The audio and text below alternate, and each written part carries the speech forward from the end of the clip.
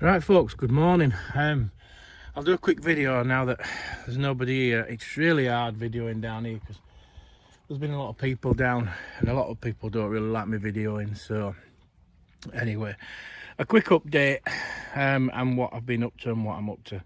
So my little polytunnel, as you can see, I've devoured nearly all my salad. I've got a few spring onions left. Some of them are going to seed. I've got a few lettuce there that are good, but believe it or not, I'll still get a couple of meals out of them. Some little spring onions at the back there. So I've sown some more lettuce, some beetroot, a bit dry that beetroot, some more beetroot. I have harvested all my beetroot and cooked it and frozen it. Also, I'll come round the other side before I talk about the meals. Also, I'm starting to get ready for winter and spring. So in there, it's easier just to like field sow them if you like, rather than doing them in pots and trays and tubs, because I've no room. My greenhouse is full of tomatoes. You know, I have a bit of space in that polytunnel over there, but that's full. You can't really do them in shed. So we've got a couple of different kales, a couple of different sprouting broccolis. We've got some spring cabbage. Plus I'll be able to give some away, there's loads there. So, I think in the last video I showed you that I'd had a wobbler and pulled out all them strawberries and wanged them. They were 4 years old anyway. So them's my pots of, I think they're called Giganta strawberries. So as you can see, there's loads of runners coming off them. Now, because they're sat on the bed, I don't need to start potting up these runners. I'll just let them hit the ground and they'll root, and then I'll just gently tease them out in about probably mid-September. Tease them out and pot them on individually then, because they'll have a good root system on.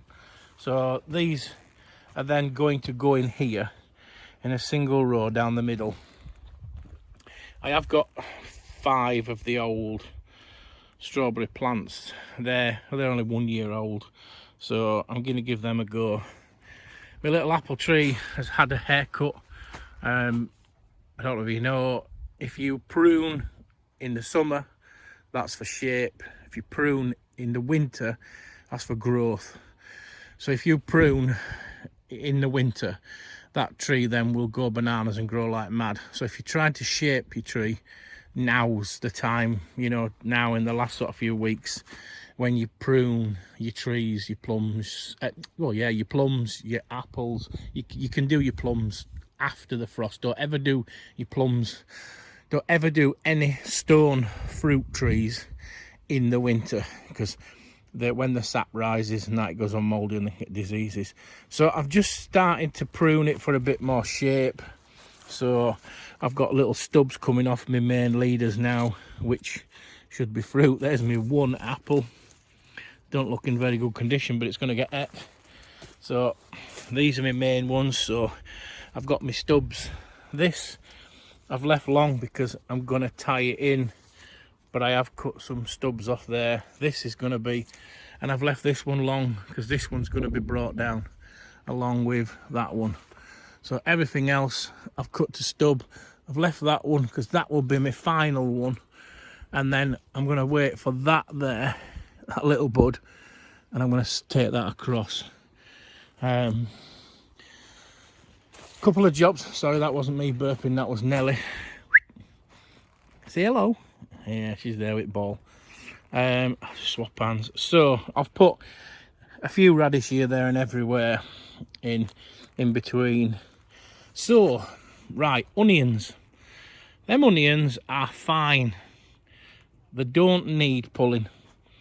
If your onions are stuck up like that, okay, they're starting to go a little bit yellow, but like that, for instance, that onion's got that one, that one, that one, that one, that one. It's got plenty of greenery on it to keep fattening up that onion bulb. If your onions are bent over and drying, they need to come out. These Red Baron, they're filling up nicely. Do not let your onions get dry at all. there's certain things in an allotment that you can let dry out a bit. You know, most of your brassicas, it won't do them that much damage. You know, your kale, your broccolis, sprouting broccolis and stuff, cabbages, it won't do them that much damage. It'll slow them down. Cauliflowers, on the other hand, when they are making the curd, the white, you must keep them watered as well, regular watering. And it's same with onions now. Once you get to the longest day, up until the longest day, it's growing top growth. From the longest day onwards, it then starts to fatten the bulbs, because it's preparing the bulbs to overwinter to set seed next year. So that's how it's doing. So you must keep them well watered. Even if we get a bit of rain, come down, check, stick your finger in the ground, make sure the top 4, 5, 6 inches is moist. You can't overwater them. You cannot overwater them when it's warm. You know, you can't. So my white onions, same. They're fattening up. I mean, I've got big hands. You know, they're lovely. But they are big onions. You know, they're meant to be big onions. These red onions, my Red Baron, they're not meant to be big onions. They're spot on. To be honest, we eat a lot more red onions, but I had a bit of a disaster, didn't I? So yeah, these onions, I'll probably get another 2, 3, maybe even 4 weeks worth of growth out of them. I have started eating them. You know, there's no wrong with picking them and eating them now. So my biggest success, just most happiest thing I've done, best thing I've done, is this stuff in here, and it looks exactly the same. One's called Calabrini and one's called Summer Sprouting Broccoli, or Tender Stem Broccoli. They both look the same, and I have had absolutely boatloads, carrier bags full. And I've always put in winter sprouting broccoli. I've never done very good. My kale, well, you can see my kale, Cavolo Nero, it's always the same. It goes berserk. So we've been scoffing that and giving it away. Manure. I'll go on to manure in a bit. So yeah, brassicas doing well. Raspberries, it's been for me anyway, it's been a crap year for raspberries. I had loads of fruit setting, or flowers setting, sorry, should I say. Saying that there's a couple there. Nom nom nom. My summer raspberries got blasted by that late frost.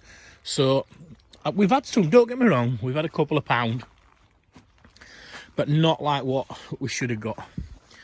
You know, and as you can see now, the old ones, they're pretty much knackered. So that's one of my jobs today, is my summer fruit and raspberries, because if I just stand back and you look at them, there's loads of new growth, but there's a lot of little, small, spindly new growth. For me, I like to have about 4 or 5 canes at the most from these, because they're not that old, from these plants, for next year. And all these little ones are sapping energy from these ones, from the big ones, the main canes. So what I'm going to do a bit later on, because at the moment I'm just doing some path work, I'm going to get down on my hands and knees and I'm going to get out all the little spindly ones. Now that's only in my summer fruiting ones. The birds have had an absolute field day this year, the blackbirds. To be honest, I don't mind that much. Let's say I've had some. These are what I'm looking forward to, my late fruiting ones, and they've already started to fruit. I will not touch them. I won't pull any of the small spindly ones out. I'll just leave them as they are. There's one there. They are huge. Like I say, I've got big fat fingers and thumbs, and that's just not quite ready. But my gooseberry bush down there in the jungle, it's doing all right. So yeah, my raspberries, late ones, I'll leave. I don't remember, I put in a couple of courgettes in between the space Well, this weird round one has gone berserk. A bit of rhubarb there that I must have pulled out and left. Me yellow courgettes, loads. I'll have to pull them rotten ones off. Rhubarb's doing all right. I haven't really gone mad watering it this year, just because I've still got loads in the freezer. So I've kept it ticking over. I give it a good feed. I just keep pulling it, really. I'm pulling it and just putting them in compost bin. I've given them away to everybody that wants them. So, you know, it's fine to put in your compost, it's not wasted. Another major success, and to say that it's only August, I cannot believe. Let's see if I can get in the size on some of these. Get my fat finger out of the way. I'm going to pull one of them. Some of these Swedes are humongous. My leeks, this is the second lot of leeks, I think. Yeah, second lot of leeks that went in. They're going fine. My little plum tree, oh, it looks sick.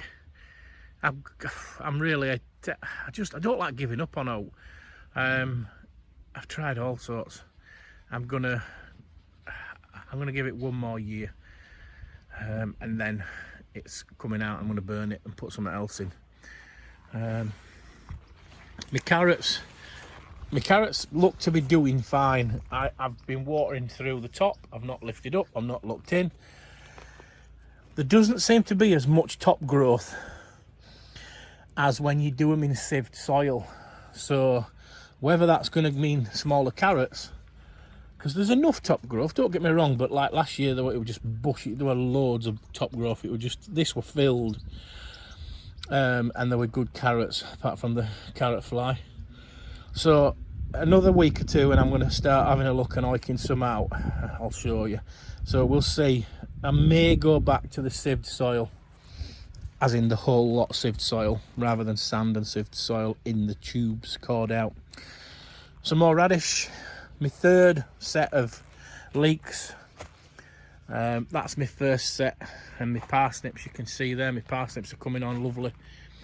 When you're watering carrots, parsnips, anything that has a deep taproot, a deep root, even if you water it once a fortnight, but you literally want to put, you know, to give you an idea, that area there, I put 6 watering cans, 6 5-litre watering cans on, and because 1 inch of water will go down 9 inch in most soils. So if you've got a pot, you know, like one of the pots, one of them 35-litre pots, you need to put 1.5 inches of water to 2 inches of water to get all the way to the bottom. So these are going to be going down. So I've been doing it about every 2 to 3 weeks. I've been putting, like I say, half a dozen watering cans with the sprinkler, so you don't wash them away. Just put it in between and really drown them, and then don't give them no more for another 2 or 3 weeks, because that water permeates down deep into the ground and they go after it. If you water around the top every week or twice a week, then they won't send roots, that main big root, down looking, and they won't get long and nice. This is a courgette that I think it's another one of them round ones, but it's growing, but it doesn't really seem to be doing much. Me blackberry, the one that I've left, it's actually, we're getting there. I'm really pleased, and we've got some blackberries on, not a lot, but I've got some new growth that I'm tying in, so hopefully I'm going to be able to do that, tie that in all the way down. I haven't decided what I'm going to do with these little thin coffin beds yet, because to be honest they just dry out so quick. Now, onions and onion seeds. Does anybody save their own onion seed? I really need a bit of help, because I think they're ready. That splint's worked. It's worked a treat. They have podded up, whatever you want to call it. Are these ready to cut off and dry? Are the sort of flowers that haven't podded up, the crispy, so are they not going to go into little seed pods? So Are these ready to cut off? I don't know. So I'm hoping that somebody will be able to tell me. The sunflowers, they're knackered now. My tatties, my earlies, they're all starting to droop and drop, and I'm to be honest, I've stopped watering them now because I'm just letting them die back. My Charlottes, my Sarpos, they're still going strong. I'm still watering them. Same as the parsnips. Your potatoes in buckets, when you water them, you must give them enough for the water to come out of the bottom. In there, because it's on mud and in manure and all that lot, I've been watering them once a fortnight with 1 5-litre can per tub. So 1 30-litre tub has been getting a 5-litre watering can. And I know some of it's been going through, but I've seen it before. The roots will come out of the bottom of the pot and go looking for water when they need them. So you don't want to go mad. You don't want to go mad watering them, like, you know, you want to just make sure you keep them nice and not too wet and not too dry. My little red onions. Oh, sorry, Nellie's got a ball stuck. Just there you go. You can get your ball now. She'll find somewhere else to hide it so she can't get it. She's crackers. So I've had 2 pots of spuds. They were lovely.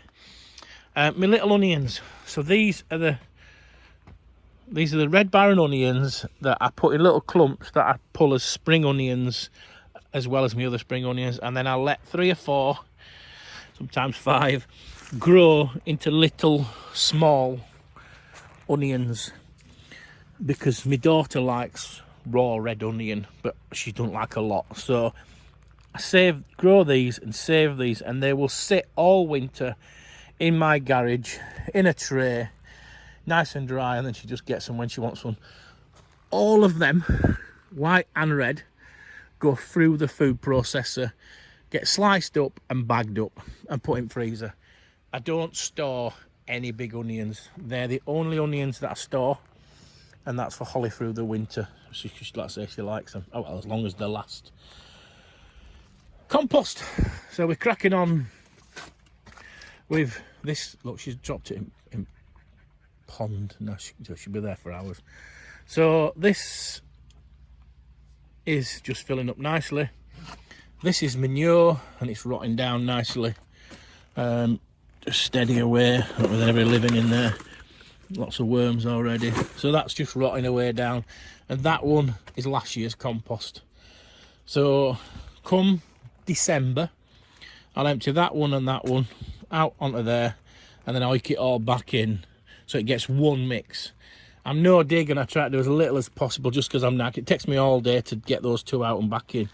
And then that leaves me an empty bay to fill up with whatever, manure, more compost, whatever. So you really need 3 bays at least, because if you're just doing traditional composting, so you've got one and you fill it up, and you can mix in manure, you can mix in leaves, you can mix in all your greens, browns, fill it up, leave it.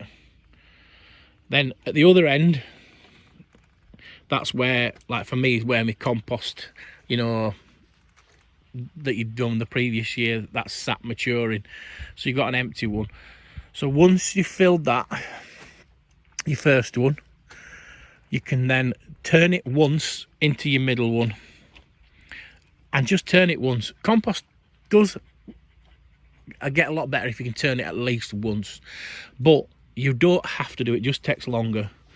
But I found if I turn it once and I mix in my composted manure and my compost all together, then after basically a year and a little bit, I've got really good compost that can be used for potatoes.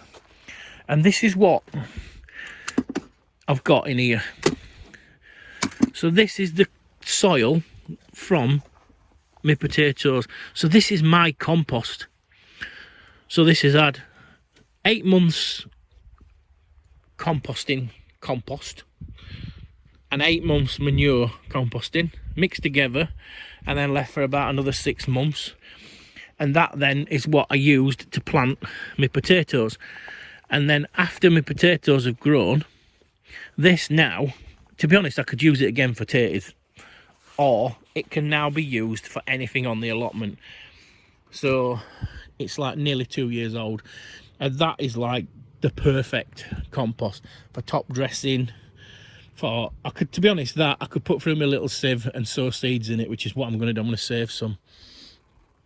So beans, the beans are finally cracking on now, and I've got some beans in there. I've put a little screen up so it's protecting them. My asparagus bed has been attacked by moles, and you can see there where that blue polythene is, there's a mole trap under there that looks like it's gone off, and where those bamboos are, there's a mole trap under there. So I'm hoping that I can catch Mr. or Mrs. Morley. I really don't like doing it, but my asparagus is getting a bit chewed up under its roots, so nearly there playing with ball in pond. So yeah, like I say, I'm doing some path work. I put down a membrane, I think last year, put some bark on it, but never sort of really fixed it properly. I've done some over here, so you can see it going all the way around, and that's fastened it down. And this is what I'm doing now. I'm fastening it down properly, so that if you look at that, you can see that that's nearly compost. Well, it is. I could sieve all that, which I may well do actually, before I put some new on. So my idea is all the paths, apart from that hard standing path over there, will have membrane down, ring round with slate lock and bark. So that's about it really, folks. Pond, like I said I'd do, just left wild. I'm going to cut these geraniums back a bit, but I'm not going to go mad. The lupins, I've got some more plants at home because there's not much colour now. Oh, that's a dirty great big weed. Duckweed, I'm going to have to get in there and get a load of that duckweed out because it's horrible. But my little frogs, I've seen loads of little frogs. The frogs have hatched. They're tadpoles. Oh, I had some leftover leeks, so I'm just having a go at doing them in a bucket and see what happens. It's a bit untidy around here, folks, do apologise. I've been working up on the communal plot. I'm just doing a bit of water transference from another tub into my big one, so that I can then go to do the taties. So that's it, folks. Thank you very much for following me. I really do appreciate it. You know I don't do, like I keep saying, I don't do this is how to do and this is how to do that videos. This is my log of me allotment, and just daily life, and a bit of a whinge here, there and everywhere. But that's what these places are for. You come down to your allotment, enjoy yourself. Stuff go right, stuff go wrong. You know, Nelly loves it down here playing. I can come down here with her if I'm working from home still, but if I come down for an hour at dinner time, I can just sit down here and have a cup of tea and a chocolate biscuit with Nelly. It's just so nice and peaceful. It's looking like it's going to be another year or two before they do up with these houses next door, just with current climate and COVID and recession and all that kind of stuff that they're on about.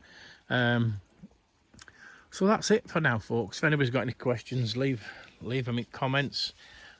Like, dislike, whatever, I don't mind. You know what I'm like. That's it, folks. Thank you very much, and I hope you have a lovely weekend. Ta-ta for now. Right, folks, it's been a long day, but a good day. I've done a bit of picking. I don't really sort of show normally, do I, what I've grown, but my neighbour wanted a swede, so I've picked him a swede and some courgettes. Picked a few tomatoes that are red out at Polytunnel. Had a bit of a tidy up. You know, I'm a bit anal when it comes to keeping it tidy. I know people say that allotments are supposed to be, you know, not that tidy, but I fall over stuff if I don't keep it tidy. So the main aim today was to do as much paths as I could. So I think you saw earlier on I was putting the 2x1 down the edge to pin back, so I've managed to do all the way. That was done. So I've tied it all in, done all up that one, tied it all in there, cleaned it all up. done down these two, so I'm done to here, and that one's finished. So I'm really chuffed I got that done. But I've run out of wood chips, and I've only got one left for one left anyway. So also I wanted to do these raspberries. So as you can see now, they're all nice and neat and tidy, cleaned all around bottom. All the little bits, all the little ones, the ones that were coming up, you know, near edge, right, you know, fat fingers again, along here, pulled all them out. If you pull them out, even at this time of year, you can put them on. Now they won't all survive, but I've got a friend who's just got a new allotment, so I've potted them on. If they don't want them, it's fine, but I always give them away. But they're a really nice, good raspberry, so I've potted them on. I've left a little bit of greenery where I could. I reckon half of them will survive.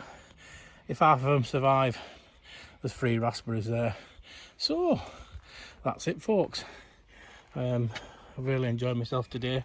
Like I say, I've been doing quite a bit on the communal plot and neglecting mine a bit, so I just wanted to get tidied up.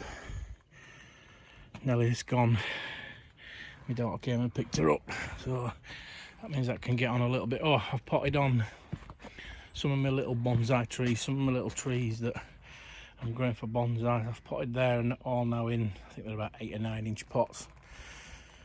My mole traps, there were nothing in them, so I've trampled that all down and set them somewhere else. That's still a bit of a tidy up, you know what I'm like for my pots and tubs. Cleaned all the tops off these potatoes here because they were next time I'm gonna do the Charlotte, take the tops off, and I'll put some polythene over them because then it just stops them getting too wet. So right, folks, that's it. Go home now in the workshop because I've got loads of chopping boards, penguins and birdhouses to make. So that's tonight and tomorrow. Okie doke. Thank you very much for following me and subscribing and commenting, and I really do enjoy it. I know I don't get to do many videos, but I really do enjoy coming down, and do enjoy talking to people via comments, and it's amazing who watches my videos.